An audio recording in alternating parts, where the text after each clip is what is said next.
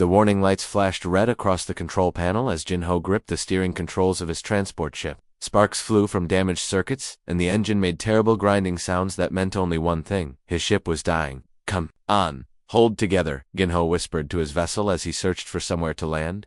The blue planet below looked promising. His sensors showed a small settlement on the surface. Not human, but that did not matter now. He needed help or he would die in space. The ship shook violently as it entered the atmosphere. Jinho fought to keep control as the ground rushed up to meet him. Trees and rocks blurred past the windows. Then everything went black.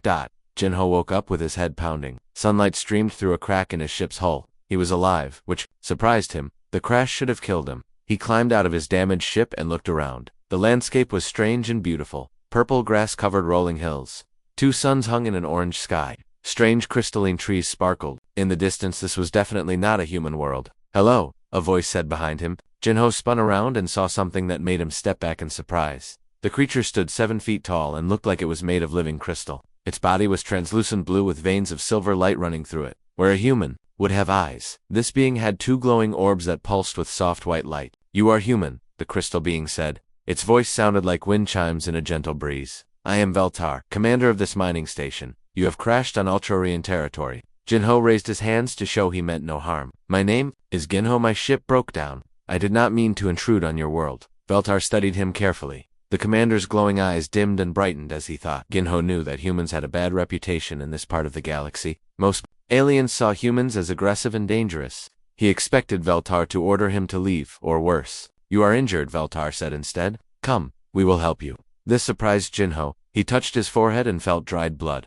He had not realized he was hurt. "Thank you," he said. "But why are you helping me?" "Most species do not trust humans." Veltar's crystal body flickered with different colors. Jinho learned later that this was how Ultrarians showed emotion. "It is our way to help those in need," Veltar said. "Species does not matter when someone requires aid." The mining station was bigger than it looked from outside. Tunnels carved into the mountainside led to vast chambers filled with glowing crystals. Dozens of Ultrarians worked at mining equipment, their crystal bodies creating a symphony of light. As they moved, Veltar led Ginho to a medical chamber where a smaller Ultrarian tended to his wounds.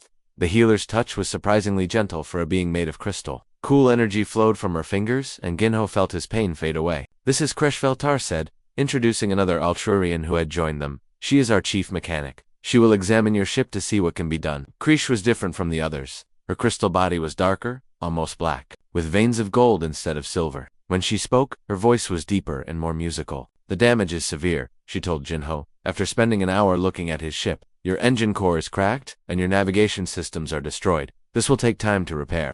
"How long?" Jinho asked. "Several months at least," Kresh replied. "We do not have all the parts you need. Some must be grown from our crystals, which is a slow process." Ginho felt his heart sink. Several months trapped on an alien world with beings who had every reason to distrust him. "I understand if you want me to leave," he said. "I know humans are not welcome in most places." Veltar's body flashed with warm yellow light. "You will stay as our guest," he said firmly. "We do not abandon those who need help, but you must earn your place here. There will be work for you to do." And so began the strangest 3 months of Jinho's life. The Ultrarians put him to work in their mines, teaching him how to carefully extract the precious quantum crystals that powered their technology. In return, Ginho shared his knowledge of human engineering. The work was hard, but rewarding. Ginho learned that Ultrarians were master craftsmen who could shape crystal and metal with their minds. They could make their bodies vibrate at different frequencies to cut through solid rock or weld metal without tools, but their technology was limited compared to human engineering. Ginho showed them how to build better mining equipment and more efficient power systems. Soon the mining station was producing twice as much crystal as before. "Your species is full of surprises," Veltar told Ginho one evening as they watched the twin suns set over the crystal forest. "We expected humans to be violent and selfish. You are neither." "Not all humans are the same," Ginho replied. "Just like not all Ultrarians are the same. Kresh thinks differently than you do. She questions everything and always looks for better ways to do things." Veltar's body flickered with amusement. "Yes, Kresh has always been curious about other species. She was the first to suggest we help you instead of sending you away." As the weeks passed, Jinho formed genuine friendships with the Ultrarians. He learned their language and customs. They taught him about their history and showed him wonders hidden deep in their crystal caves. Kresh became especially close to him. She was fascinated by human technology and spent hours learning from Jinho. In return, she taught him the secrets of crystal cultivation and energy manipulation. "Your ship is almost ready," she told him one day as they worked together in Her workshop, I have installed some improvements using both human and Altairian technology. It will be faster and more reliable than before. Ginho felt mixed emotions about leaving. He had grown to love this strange world and its people. I will miss this place, he said. I will miss all of you. Perhaps you will return someday, Kriege said hopefully. The day finally came for Ginho to leave. The entire mining station gathered to see him off. Veltar presented him with a small device made of glowing crystal. This is a beacon, the commander explained. It contains a quantum communicator that can send messages across vast distances. If you ever need our help, activate it and we will come. Ginho was touched by the gift. He reached into his pocket and pulled out a small human device. This is also a beacon, he said, placing it in Veltar's crystal hands. If you ever need help, activate this. Humans never forget their debts. Veltar's body glowed with warm light as he accepted the gift. May the stars guide you safely home, friend Ginho. As his repaired ship lifted off from the purple grass, Ginho looked down at the crystal beings who had saved his life. He made a silent promise that he would never forget their kindness. Somehow, he knew their paths would cross again. 15 years had passed since Ginho returned from the crystal world of the Altairians. His small engineering company had grown into one of the most successful businesses in human space. The hybrid technologies he developed using Altairian crystal knowledge made him wealthy beyond his dreams. In his office, on the trade station orbiting Earth, Ginho often held the crystal beacon that Veltar had given him. The device still glowed with soft blue light, a reminder of the friends who had saved his life. But when he told people about his time with the Altairians, most humans just smiled politely and changed the subject. Brother, you are telling that story again, said Minji, as she entered his office. She was his younger sister and worked as a diplomat for the Human Colonial Union. At 32, she was smart and ambitious, but she had little patience for what she called Jinho's fairy tales. It is not a story, Jinho said, setting down the beacon. The Altairians are real. They helped me when no one else would. Their technology made all of this possible. He gestured at his successful company around them. Minji sighed. Even if these crystal people are real, they are far away. We have enough problems dealing with the aliens we know about. The Vorthan Empire is expanding again. 3 more worlds fell to them last month. Ginho frowned. He had heard the reports about the Vorthans. They were a militaristic species that conquered weaker civilizations and enslaved entire populations. Their empire grew larger every year, and many people feared they would eventually threaten human space. The Vorthans only pick on species that cannot fight back, Jinho said. They are cowards who avoid any real challenge. Perhaps, Minji replied. But they have the largest fleet in this part of the galaxy. Even humans would struggle against their numbers. Meanwhile, thousands of light years away, the Altairian civilization was experiencing its own golden age. The knowledge that Jinho had shared with them 15 years ago had transformed their society, using hybrid human and Altairian technology. They had expanded from 1 world to 12. Their ships now traveled faster than ever before. Their mining operations extracted crystals more efficiently. Their cities grew larger and more beautiful. Other species sought them out as trading partners and craftsmen. On the original mining world where Ginho had crashed, Veltar was now an elder statesman. His crystal body had grown larger and more brilliant with age. The silver veins that ran through his form had become threads of pure light. He sat in his meditation chamber, holding the small human beacon that Jinho had given him so long ago. The device looked crude compared to Altairian crystal technology, but Veltar treasured it as a symbol of friendship across the stars. Father, the council meeting is about to begin, said a voice behind him. Veltar turned to see his daughter, Gayong, enter the chamber. She was young for an Altairian, only 50 years old, but already one of their most brilliant scientists. What news from the outer colonies? Veltar asked as they walked toward the council chambers. All 12 worlds report good harvests, Gayong replied. The new crystal cultivation techniques are working better than expected. We will have surplus energy crystals for the first time in decades. Veltar felt pride in his people's achievements. The Altairians had always been peaceful, but now they were also prosperous. Their technology was sought after throughout the galaxy. Their worlds were safe and beautiful. He did not know that in the dark reaches of space, the Vorthan Empire had been watching. Emperor Zergok stood on the bridge of his flagship, studying holographic displays of Altairian space. He was a massive creature, nearly 10 feet tall, with armored skin and 4 powerful arms. His species had evolved on a harsh world where only the strongest survived. 12 worlds, he said to his war council, rich in quantum crystals and energy sources, populated by a species with no military tradition. They will make excellent slaves. Commander Thexol, his chief military advisor, nodded agreement. Our intelligence reports confirm that the Altairians have fewer than 50 warships total. All are designed for exploration and trade, not warfare. They will surrender quickly when faced with our battle fleet. How many ships can we deploy? The Emperor asked. 300 warships are ready for immediate deployment, Thexol replied. That is more than enough to crush any resistance. The crystal beings will not even slow us down. The Emperor's 4 eyes gleamed with satisfaction. Excellent. Begin preparations immediately. I want those worlds conquered within 1 month.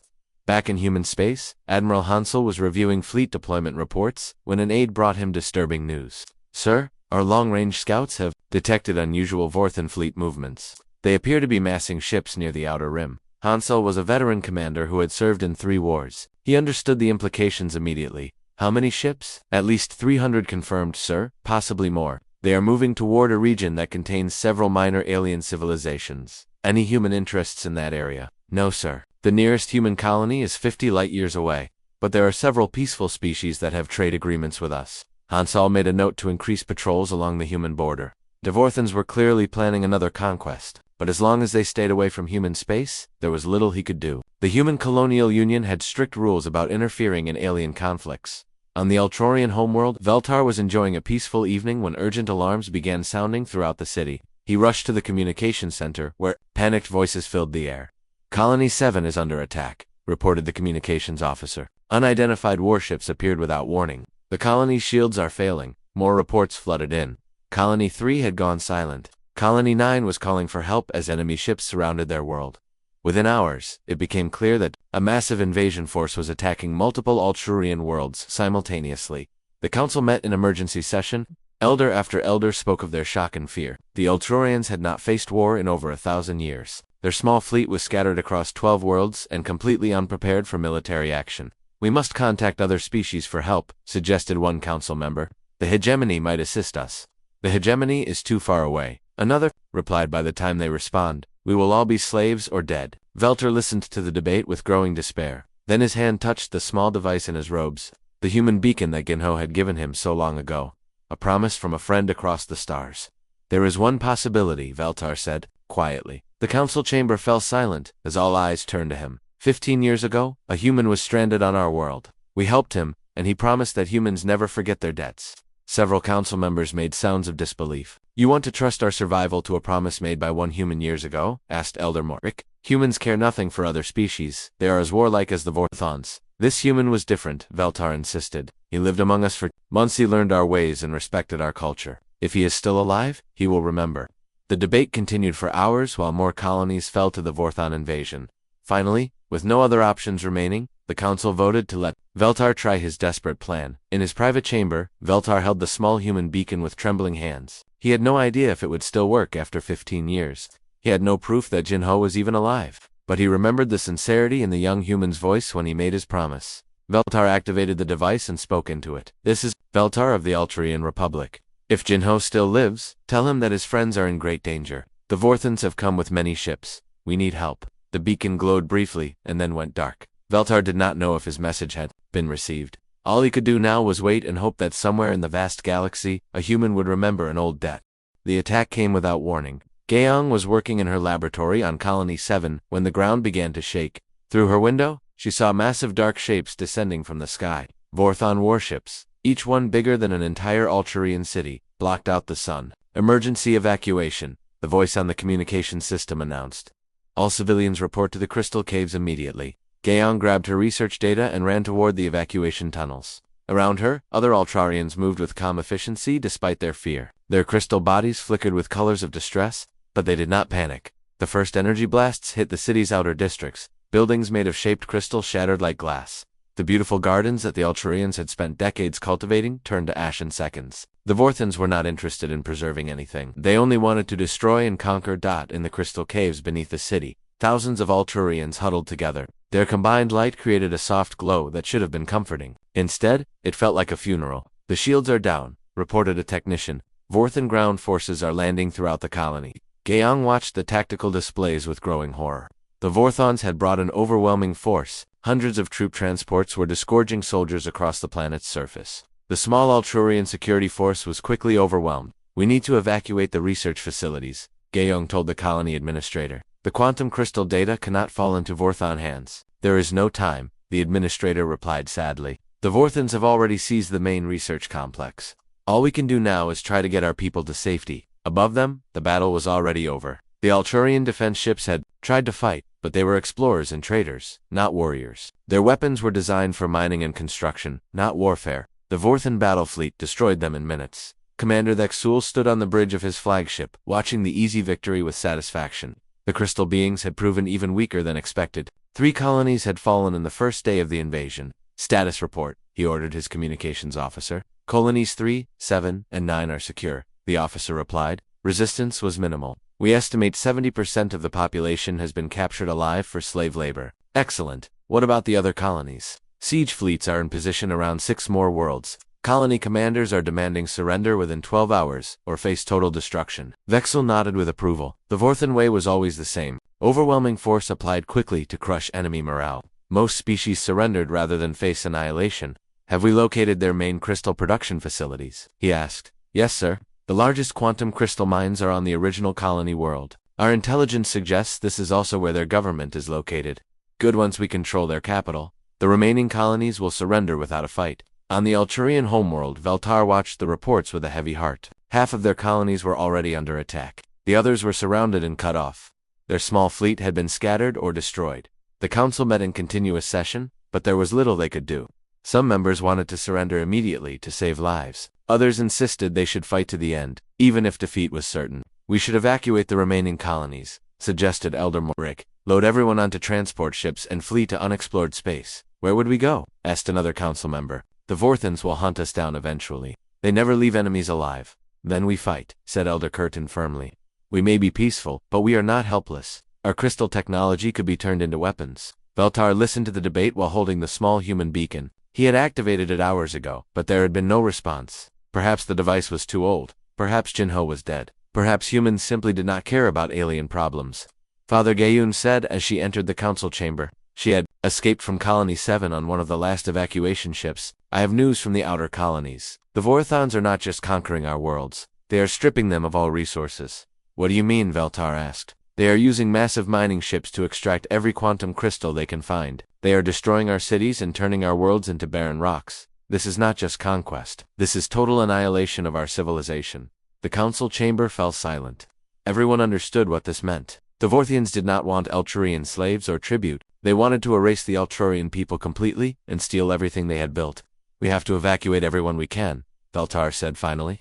Even if we have nowhere to go, we must try to save our people. It may be too late, Gayang replied. The Vorthans have surrounded our capital system. Their main fleet is already moving into position. In deep space, Captain Wujin was conducting a routine patrol along the human border when his communications officer detected an unusual signal. It was weak and intermittent, clearly coming from very far away. Sir, we are receiving a transmission on an old emergency frequency, the officer reported. The signal is badly degraded, but I think it contains human language. Wujin was curious. Human emergency beacons were designed to last for decades, but this signal was coming from outside human space. Can you clean up the transmission?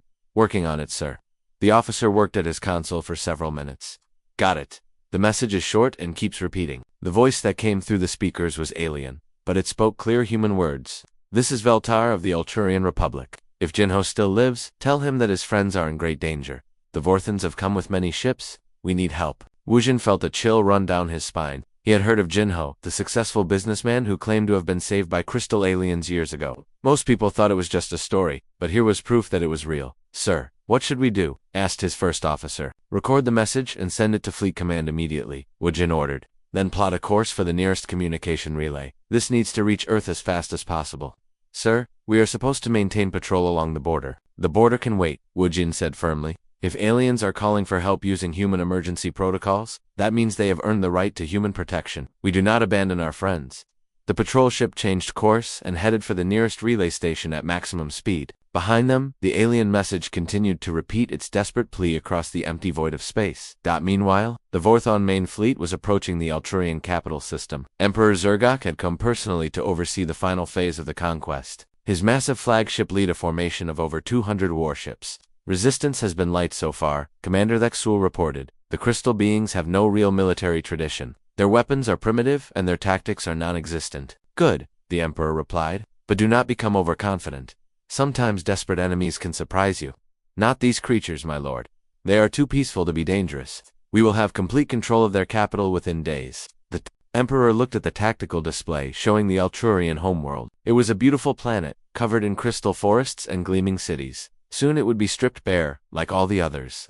Send the surrender demand, he ordered. Give them one last chance to submit before we destroy everything they have built. On the Alturian homeworld, Velta received the Vorthan ultimatum with resignation. The enemy fleet was too large and too powerful. His people had no choice but to surrender or face total annihilation, but deep in his heart, he still hoped that, somewhere in the galaxy, a human named Ginho would remember his promise. The beacon had been silent for hours, but Veltar refused to give up hope. Ginho, he whispered to the small device, if you can hear this, please remember that your friends need you. The darkness is coming, and we have nowhere else to turn. The beacon remained silent, but Veltar kept it close to his heart. Even if help never came, he would not forget the human who had shown him that friendship could exist between the stars.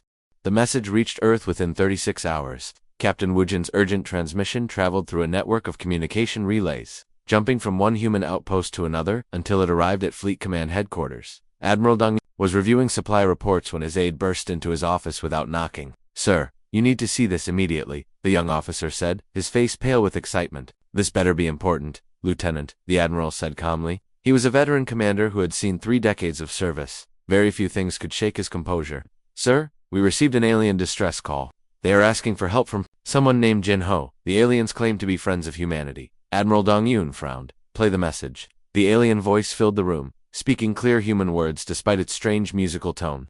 This is Veltar, of the Alturian Republic. If Jinho still lives, tell him that his friends are in great danger. The Vorthans have come with many ships. We need help.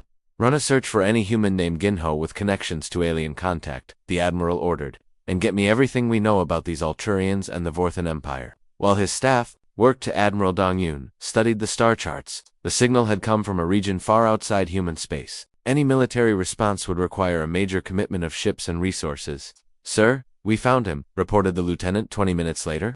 Ginho Kim, owner of Crystal Dynamic Industries. He claims to have been rescued by crystal-based aliens 15 years ago. Most people thought it was just a business story to explain his success. Get him here immediately, the Admiral ordered. Use a priority transport if necessary. 3 hours later, Jinho stood in Admiral Dongyun's office, holding the crystal beacon that had remained silent for so long. The successful businessman looked older than his 47 years, but his eyes burned with intensity. They are real, Jinho said before anyone could ask questions. The Alturians saved my life when no one else would help. They gave me the technology that built my company. If they are calling for help, then they truly need it. Tell me about these aliens, Admiral Dongyun said. Are they really our friends, or is this some kind of trap?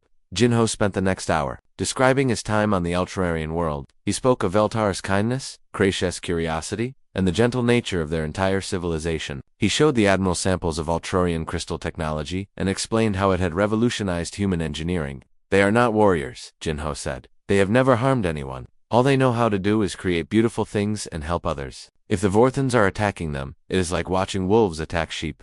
Admiral Dongyun was convinced, but he was not the one who made policy decisions. I need to take this to the president. The decision to intervene in an alien war is above my authority. Then we need to hurry, Jinho said urgently. Every hour we delay, more Alturians die.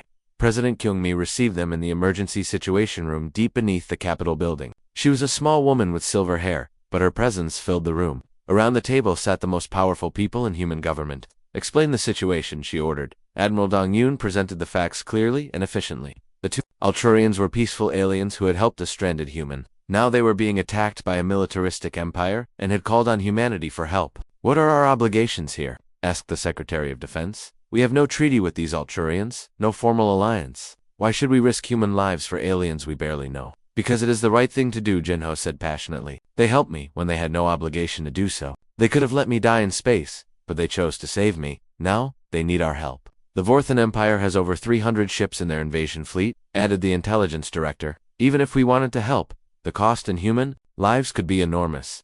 President Kyungmi listened to the debate for an hour. Arguments went back and forth about military capabilities, political consequences, and moral obligations. Finally, she raised her hand for silence. 15 years ago, aliens saved the life of one human, she said slowly. They did not know him, they had no reason to trust him, but they chose to help because it was right.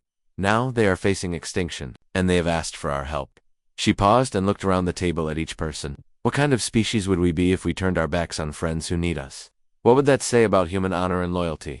Madam President, the Defense Secretary said carefully, the military risks are significant. The Vorthans are not weak enemies. Then we will face those risks, President Kyungmi said firmly. Humanity does not abandon its friends. Admiral Dongyun, I want the largest fleet ever assembled ready to depart within 72 hours. The Admiral straightened in his chair. How many ships, Madam President? All of them, she replied. Every available warship in human space. If we are going to do this, we do it right.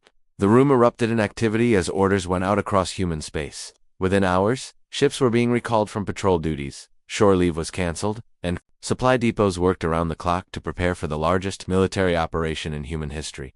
Jin-Ho stood in the observation deck of the fleet headquarters, watching as ships arrived from across human territory, massive dreadnoughts that could destroy entire cities, fast cruisers built for hit-and-run attacks, carriers loaded with fighter squadrons, supply ships carrying enough ammunition for a year-long war, 500 ships, Admiral Dong Yun said as he joined Gin-Ho at the window. The most powerful fleet humanity has ever assembled. Will it be enough? Gin-Ho asked. The Vorthons have never faced human military technology, the Admiral replied. They are about to learn why most species prefer to negotiate with us rather than fight. Jin-Ho's son Hunwoo arrived the next day, volunteering to serve as a cultural liaison with the fleet. At 25, he was a ship captain in his own right, commanding a fast cruiser. But for this mission, he wanted to be part of something larger. Father, tell me about these Ultrurians, Hunwoo said as they prepared for departure. I need to understand who we are fighting for. Jin-Ho smiled as he described Veltar Krish and the crystal civilization that had shown him such kindness. They are the kind of people worth saving, he said,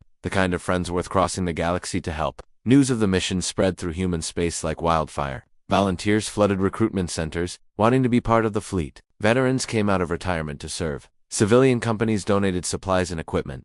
The story captured the human imagination. A small act of kindness 15 years ago had grown into a massive rescue mission. It showed the best of human nature, the willingness to help others even at great cost. Humanity remembers its debts, became the unofficial motto of the fleet. Crews painted it on their ships. Soldiers wore it on their uniforms. It represented everything humans believed about loyalty and honor. On the third day, the fleet was ready. 500 warships formed up in perfect formation around the massive command dreadnought. Each ship was crewed by volunteers who understood they might not return home. Admiral Dong Yun gave the order from his flagship bridge. All ships, prepare for hyperspace jump.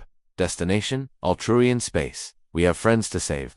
The fleet disappeared into hyperspace, carrying the hopes of humanity toward a distant war. Behind them, billions of humans watched and waited, knowing that their species was about to prove that some bonds could not be broken by time or distance. In his cabin aboard the flagship, Jin-Ho held the crystal beacon that Veltar had given him. So long ago. Hold on, old friend, he whispered. Help is coming. The beacon remained silent, but somehow Gin-Ho felt that his message had been heard across the vast emptiness of space. Soon the Ultrurians would learn that humans never forgot their friends. The Vorthon siege fleet surrounded the Ultrurian homeworld like a dark cloud blocking out the stars. Emperor Zergok stood on his flagship bridge, watching the beautiful crystal cities on the planet below. Soon they would all be destroyed, and the last free Ultrurians would join their brothers and sisters in slavery. Status report. The Emperor commanded. Commander Thexul checked his tactical displays. All remaining Ultrurian colonies have surrendered. My lord, this is their final stronghold. Our intelligence estimates 2 billion crystal beings remain on the surface, and their defenses minimal. A few orbital platforms with mining lasers, perhaps 20 small patrol ships. They pose no threat to our fleet. The Emperor smiled with satisfaction. The conquest had taken longer than expected, but the result was never in doubt. The Ultrurians had proven as weak as anticipated. Their peaceful nature made them easy prey.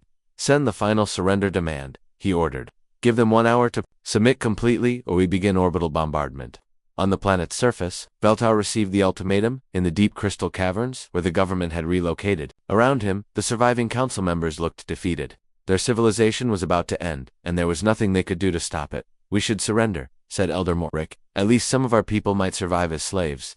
The Vorthons do not keep slaves alive for long, replied Elder Curtin bitterly. Look what happened to the other species they conquered. Within a generation, nothing remains but empty worlds. Veltar held the silent human beacon in his hands. 5 days had passed since he sent his desperate message. No response had come. Perhaps humans truly did not care about alien problems. Perhaps his faith in Gin-Ho's promise had been foolish. Father Gaon said softly, placing her crystal hand on his shoulder. You did everything you could. If help was coming, it would be here by now. Veltar nodded sadly. The young human who had promised to remember his friends was probably long dead. Even if Gin-Ho lived, what could one human do against an entire empire? Above the planet, the Vorthon fleet began moving into bombardment positions. Massive dreadnoughts powered up their planet-killing weapons. In 1 hour, the beautiful crystal world would become a smoking ruin. Commander Thexul was coordinating the final attack when his sensor officer called out an alarm. Sir, detecting massive hyperspace disturbances at the edge of the system. Multiple contacts emerging. How many ships? Thexul demanded. Counting now, sir. 5100.200. The officer's voice rose with disbelief. Sir, I count 500 warships. They are not Alturian design. On the main display, a fleet of unknown vessels spread across space like an unstoppable tide. The ships were sleek and angular, bristling with weapons and painted in the blue and white colors of humanity. At their head flew a massive dreadnought that dwarfed even the largest Vorthon vessels. What species are those ships? Emperors roared unknown. My Lord Dexul replied nervously. But they are broadcasting on all frequencies. Put it through. The voice that filled the Vorthon bridge was calm, but carried the promise of terrible violence. This is Admiral Dong Yun, of the human colonial fleet. You are attacking peaceful civilians under human protection. Cease all hostile actions immediately, and withdraw your forces. Emperor Zergok laughed harshly. Humans, I have heard of this species. They are supposed to be warriors, but they live far from here. Why would they risk war for crystal slaves? The human admiral's voice came again, harder this time. The Alturians are friends of humanity. Any further aggression against them will be met with the full force of human military power. You have 10 minutes to begin withdrawal. Tell these humans that the Vorthon Empire does not negotiate with inferior species, the Emperor commanded. Order all ships to attack positions. We will crush their fleet and then finish destroying the crystal world. On the human flagship, Admiral Dong Yun turned to his tactical officer. Enemy response. They are powering weapons and moving to attack formation. Sir, no signs of withdrawal. Admiral Dong Yun had hoped the Vorthons would see reason. The human fleet was clearly superior in both numbers and technology, but some species only understood force. All ships, battle stations, he ordered.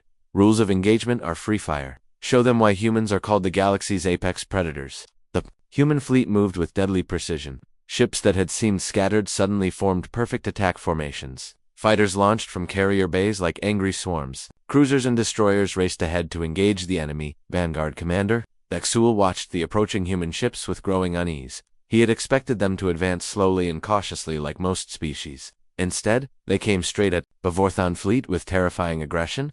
All ships, open fire, he ordered when the humans came within range. The first Vorthon salvo lit up space with energy beams and missile trails. But the human ships moved like living things, dodging and weaving through the attacks. Only a few shots found their targets, and human shields absorbed the damage easily. Then the humans returned fire. The difference was immediate and shocking. Human weapons cut through Vorthon armor like it was made of paper. Quantum crystal-enhanced energy cannons, developed from Alturian technology, struck with devastating power. Vorthon ships that had seemed invincible moments before exploded in brilliant fireballs.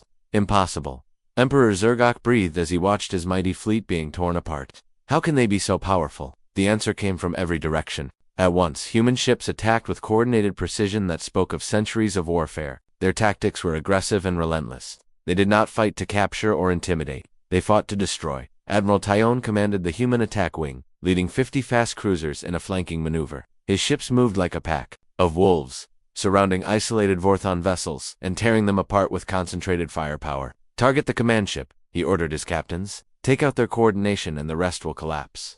The cruisers raced through the battle, dodging enemy fire while returning devastating Taeon's own ship, the Lightning Strike, led the charge toward the massive Vorthon flagship general. Borum watched the battle from her command center on one of the human carriers. Her marines were ready to board enemy ships if necessary, but it was becoming clear that would not be needed. The human fleet was winning decisively. Sir, her communications officer reported, we are receiving a transmission from the planet's surface. The Alturians want to thank us for coming. Tell them the pleasure is ours, Borum replied. Humans always protect their friends. On the Alturian homeworld, Beltar stood in the observation chamber, watching the incredible battle above. Hundreds of human ships fought with skill and fury that took his breath away. The Vorthon fleet that had seemed invincible was being systematically destroyed. They came, he whispered, hardly believing his eyes. The humans actually came. Gaeong stood beside him, her crystal body flickering with amazement. Father, how many ships did your human friend send? All of them, Veltar replied with wonder. He sent all of them. The battle raged for 6 hours, but the outcome was never in doubt. Human ships surrounded and destroyed Vorthon vessels with methodical efficiency. The few enemy ships that tried to escape were hunted down by fast human interceptors. Emperor Zergak's flagship was one of the last to fall. Surrounded by human cruisers, taking fire from all directions, the massive vessel finally succumbed to the devastating assault. The Emperor's final transmission was a curse against the species that had dared to challenge Vorthon supremacy. When the shooting stopped, the space around the Alturian homeworld was filled with debris from 300 Vorthon warships. Of the mighty invasion fleet, only a few dozen vessels remained intact, and these had surrendered rather than face annihilation. Admiral Dong Yun opened communications with the planet's surface. This is the human colonial fleet calling Vel of the Alturian Republic. Your friends have arrived. The Vorthon threat has been eliminated. Deep in the crystal caves, Veltar held his beacon with trembling hands as tears of joy flowed down his face. Admiral Dongyun, this is Veltar. Thank you for remembering an old promise. How can we ever repay such kindness? No payment is necessary, the Admiral replied warmly. Jinho is here with us. He says that friends do not keep score of favors. We came because it was right, and because humans never abandon their allies. As Veltar listened to those words, he knew that this day would be remembered forever. The day that one species crossed the galaxy to save another. All because of a promise made by a stranded engineer 15 years ago. The age of Vorthon expansion was over. The age of human friendship had begun. 3 days after the great battle, Jinho stood on the transport platform of the Alturian homeworld, breathing the sweet air he remembered from 15 years ago. The purple grass still covered the rolling hills, and the twin suns still painted the sky in shades of orange and gold, but now the crystal cities bore scars from Vorthon bombardment, and the faces of the Alturians showed the weight of recent suffering. Veltar waited for him at the platform's edge. The old commander had grown even more magnificent with age. His crystal body now stood 8 feet tall, and the silver veins running through his form had become streams of pure light. But his glowing eyes held the same kindness that Jinho remembered. My friend, Veltar said, his voice like distant music. You kept your promise. Jinho smiled and embraced the crystal being carefully. I told you that humans never forget their debts. Though I admit, I never imagined it would require 500 warships. Walk with me, Veltar said. There is much we need to discuss. They traveled through the rebuilt sections of the capital city. Everywhere Jinho looked, he saw Alturians working alongside human engineers and technicians. The two species moved together with easy cooperation, sharing tools and knowledge as they repaired the damage from the war. Your people have been remarkably generous, Veltar observed. They could have simply destroyed the Vorthons and left. Instead, they stay to help us rebuild.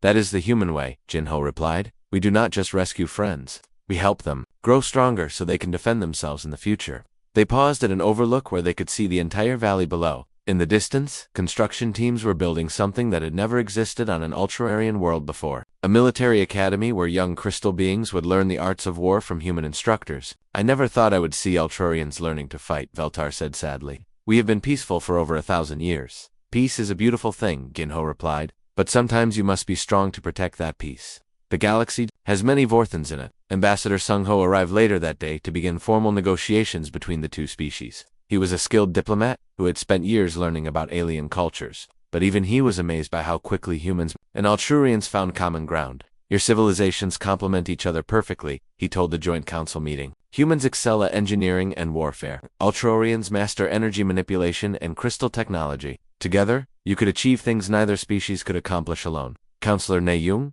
who served as the Alturian trade representative, nodded agreement. We have already seen proof of this.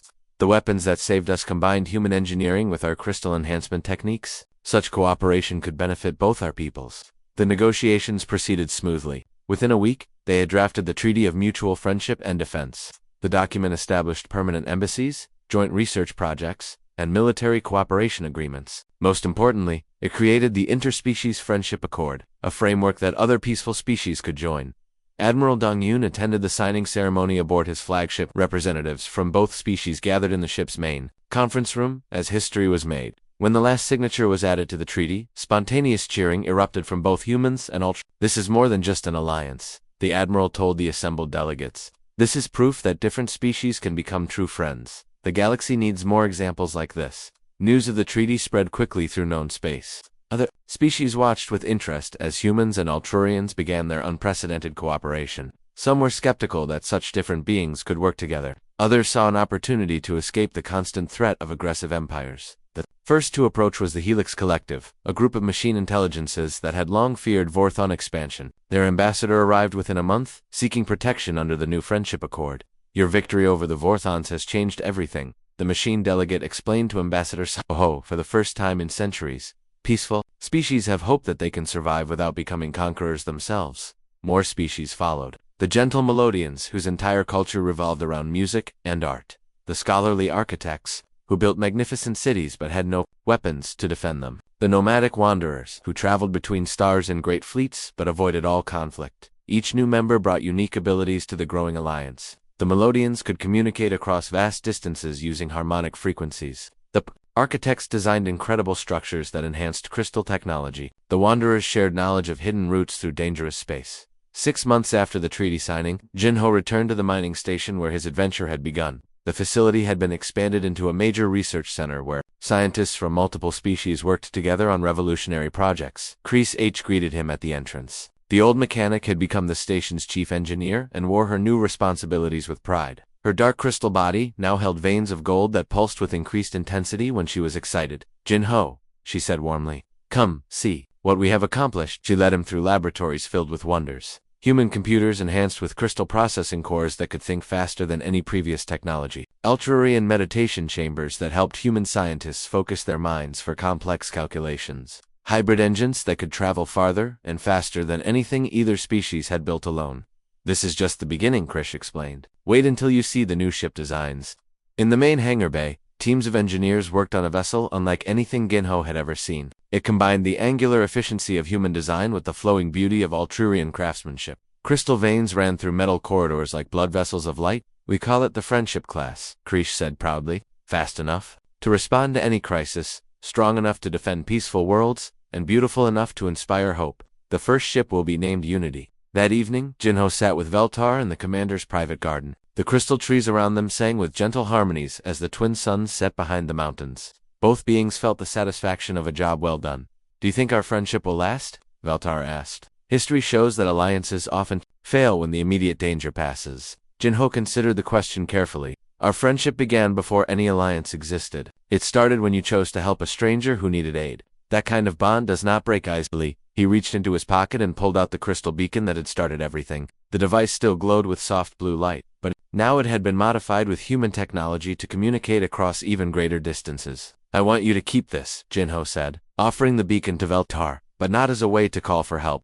Keep it as a reminder that friendship can cross any distance and overcome any obstacle." Veltar accepted the device with reverence. "And I will give you this," he said, producing a new crystal beacon of incredible beauty.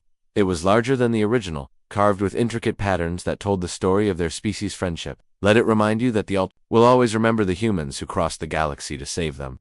Years passed, and the interspecies friendship accord grew into a powerful force for peace in the galaxy. The Vorthan Empire, humbled by their devastating defeat, gradually reformed their aggressive policies. Other warlike species saw what had happened to the Vorthans and chose negotiation over conquest. The story of the human who was helped became a legend told on hundreds of worlds. Children of many species learned about Jinho and Veltar, and how a simple act of kindness had changed the course of galactic history. In human space, the tale inspired countless acts of generosity toward other species. When aliens needed help, they often received the same message that had once saved the Ultrarians: humanity remembers its friends. The galaxy learned that earning human friendship meant gaining protectors who would cross the stars to honor their bonds. And in return, humanity discovered that the universe was full of potential allies waiting for someone to show them that different species could trust each other. The beacon that started it all remained in Veltar's keeping. Displayed in the Hall of Friendship on the Ultrarian homeworld, visitors from across the galaxy came to see the simple device that had summoned a fleet and created an alliance. But for those who knew the true story, the beacon was more than just a historical artifact. It was proof that small gestures could have enormous consequences, and that friendship was the most powerful force in the universe.